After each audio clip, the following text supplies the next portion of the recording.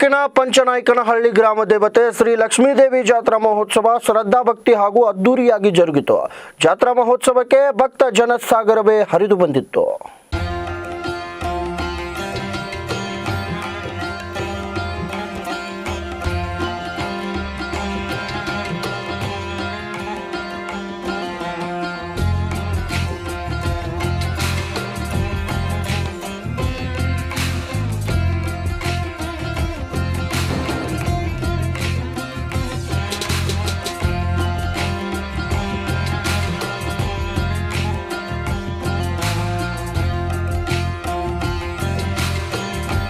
ಬೆಳಗಾವಿ ಜಿಲ್ಲೆ ಗೋಕಾಕ ತಾಲೂಕಿನ ಪಂಚನಾಯಕನಹಟ್ಟಿ ಗ್ರಾಮದ ಶಕ್ತಿ ದೇವತೆ ಶ್ರೀ ಲಕ್ಷ್ಮೀದೇವಿ ಜಾತ್ರಾ ಮಹೋತ್ಸವದ ಪ್ರಯುಕ್ತ ಮಂದಿರದಲ್ಲಿ ವಿವಿಧ ಧಾರ್ಮಿಕ ಕಾರ್ಯಕ್ರಮಗಳು ಜರುಗಿದವು. ಈ ವೇಳೆ ಶ್ರೀ ಲಕ್ಷ್ಮೀದೇವಿಯನ್ನ ಅತ್ಯಾಕರ್ಷಕವಾಗಿ ಅಲಂಕರಿಸಲಾಗಿತ್ತು.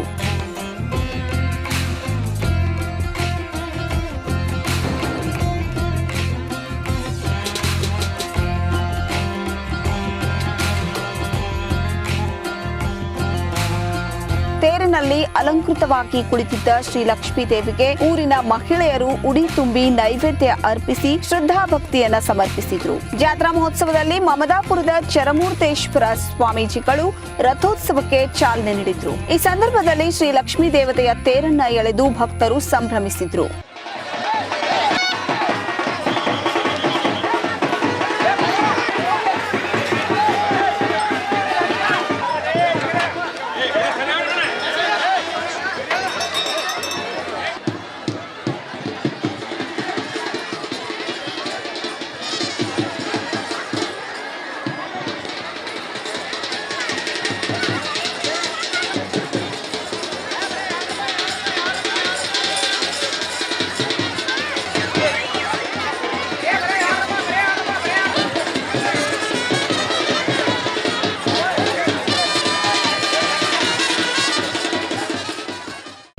ಅಲ್ಲಲ್ಲಿ ಭಕ್ತಾದಿಗಳು ದೀರ್ಘದಂಡ ನಮಸ್ಕಾರ ಹಾಕುತ್ತಾ ಹರಕೆ ತೀರಿಸುವ ದೃಶ್ಯ ಸಾಮಾನ್ಯವಾಗಿತ್ತು. ಈ ಜಾತ್ರಾ ಮಹೋತ್ಸವದಲ್ಲಿ ಸುಮಾರು 250ಕ್ಕೂ ಹೆಚ್ಚಿನ ಡೊಳ್ಳಿನ ತಂಡಗಳು ಭಾಗವಹಿಸಿದ್ದವು. ಈ ವೇಳೆ ಚಕ್ಕಡಿ ಸ್ಪರ್ಧೆ, ಕುದುರೆಗಳ ಸ್ಪರ್ಧೆ, ಉತ್ತರ ಕರ್ನಾಟಕದ ವಿಶೇಷ ಕಲಾ ತಂಡಗಳು ಪಾಲ್ಗೊಂಡು ಜಾತ್ರೆಗೆ ಮೆರುಗು ತಂದರು. ನಿವೃತ್ತ ಜಿಲ್ಲಾಧಿಕಾರಿ ಡಿ.ಬಿ. ನಾಯ್ಕ್ ಅವರ ನೇತೃತ್ವದಲ್ಲಿ ಸುಮಾರು 28 ವರ್ಷಗಳಿಂದ ಸತತವಾಗಿ ಶ್ರೀ ಲಕ್ಷ್ಮೀದೇವಿ ಜಾತ್ರೆ ಜರುಗುತ್ತಿದೆ. ಜಾತ್ರಾ ಮಹೋತ್ಸವದಲ್ಲಿ ವಿವಿಧೆಡೆಯಿಂದ ಲಕ್ಷಾಂತರ ಜನರು ಆಗಮಿಸುತ್ತಾರೆ. ಕಲೆಗಳು ನಶಿಸಬಾರದು ಎಂಬ ಉದ್ದೇಶದಿಂದ ಡಿ.ಬಿ. ನಾಯ್ಕ್ ಅವರು ಡೊಳ್ಳಿನ ಸ್ಪರ್ಧೆ ಮತ್ತು ಚಕ್ಕಡಿ ಸ್ಪರ್ಧೆ, ಕುದುರೆ ಸ್ಪರ್ಧೆ, ಕುಸ್ತಿ ಸೇರಿದಂತೆ ಅನೇಕ ಸ್ಪರ್ಧೆಗಳನ್ನ ಆಯೋಜಿಸಿದ್ದರು. ಜಾತ್ರಾ ಮಹೋತ್ಸವದ ಪ್ರಯುಕ್ತ ಪೂಜಾ ಸಾಮಗ್ರಿಗಳ ಅಂಗಡಿಗಳು, ಸ್ಟೇಷನರಿ ಅಂಗಡಿಗಳು ಎಲ್ಲೆಡೆ ಕಂಗೊಳಿಸುತ್ತಿದ್ದವು. ಈ ಸಂದರ್ಭದಲ್ಲಿ ಮಾತನಾಡಿದ ಹುಕ್ಕೇರಿ ಹಿರೇಮಠದ ಶಟಸ್ಥಲ ಬ್ರಹ್ಮಿ ಚಂದ್ರಶೇಖರ ಶಿವಾಚಾರ್ಯ ಮಹಾಸ್ವಾಮೀಜಿಗಳು, ಪಂಚನಾಯಕನಹಟ್ಟಿಯ ಶಕ್ತಿ ದೇವತೆ ಶ್ರೀ ಲಕ್ಷ್ಮೀ ದೇವಿ ಇಲ್ಲಿ ಶ್ರದ್ಧೆಯಿಂದ ನಡೆದುಕೊಂಡವರಿಗೆಲ್ಲ ಉನ್ನತ ಮಟ್ಟಕ್ಕೇರಿಸಿದ್ದಾಳೆ. ಸುಮಾರು 16 ವರ್ಷಗಳಿಂದ ಜಾತ್ರಾ ಮಹೋತ್ಸವದಲ್ಲಿ ಪಾಲ್ಗೊಳ್ಳುತ್ತಿದ್ದೇವೆ. ಇದು ಖುಷಿಯ ಸಂಗತಿಯಾಗಿದೆ ಎಂದರು. ಪಂಚನಾಯಕನಹಟ್ಟಿ ಇಡೀ ಉತ್ತರ ಕರ್ನಾಟಕದಲ್ಲಿನೇ ಬಹಳ ದೊಡ್ಡ ಹೆಸರು ಮಾಡಿದೆ. ಬಹುಶಃ ನಿವೃತ್ತ ಜಿಲ್ಲಾಧಿಕಾರಿಗಳಾಗಿರ್ತಕ್ಕಂಥ ಡಿ.ಬಿ. ನಾಯ್ಕ್ ಸಾಹೇಬರು ಕೇವಲ ಜಿಲ್ಲಾಧಿಕಾರಿಯಾಗಿ ಸೇವೆ ಮಾಡಲಿಲ್ಲ, ಜೊತೆಗೆ ಧಾರ್ಮಿಕ ಪ್ರವೃತ್ತಿಯನ್ನು ಅವರಲ್ಲಿ ನಾವು ನೋಡಬಹುದು. ಪಂಚನಾಯಕನಹಟ್ಟಿಯ ಲಕ್ಷ್ಮೀ ದೇವಸ್ಥಾನ ಇದು ಕೇವಲ ಧಾರ್ಮಿಕ ದೃಷ್ಟಿಕೋನದಿಂದ ಅಷ್ಟೇ ಬೆಳೆದು ನಿಲ್ತಾ ಇಲ್ಲ.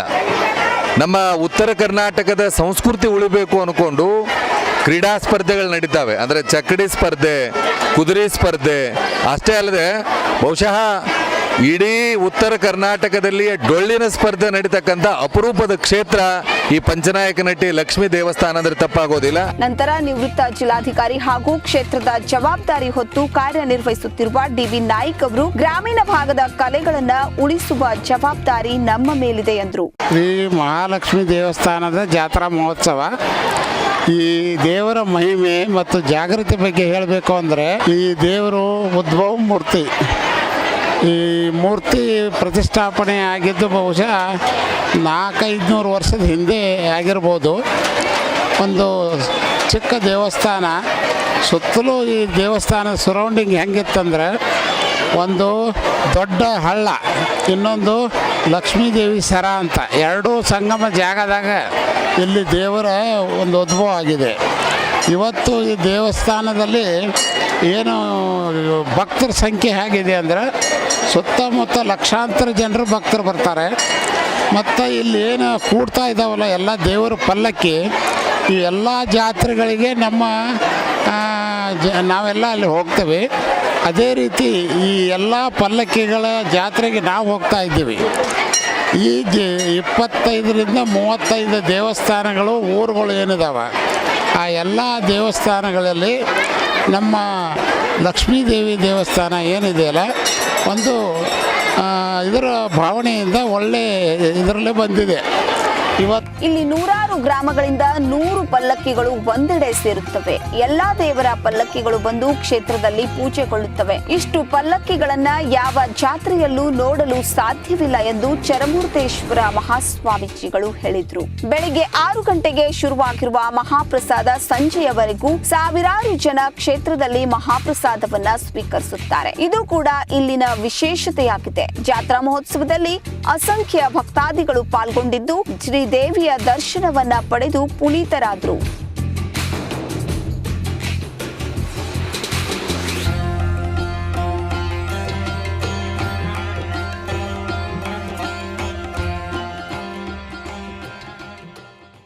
ವೀಕ್ಷಕರೇ, ನಮ್ಮ ಸತ್ಯಂ ವಾಹಿನಿಯ ಪ್ರತಿದಿನದ ಅಪ್ಡೇಟ್ ಮಾಹಿತಿಯನ್ನ ತಿಳಿದುಕೊಳ್ಳಲು ಸತ್ಯಂ ಟಿವಿ ಕನ್ನಡ ಯೂಟ್ಯೂಬ್ ಚಾನೆಲ್ಗೆ ಸಬ್ಸ್ಕ್ರೈಬ್ ಆಗಿ ಹಾಗೂ ಬೆಲ್ ಐಕಾನ್ ಅನ್ನು ಕ್ಲಿಕ್ ಮಾಡಿ.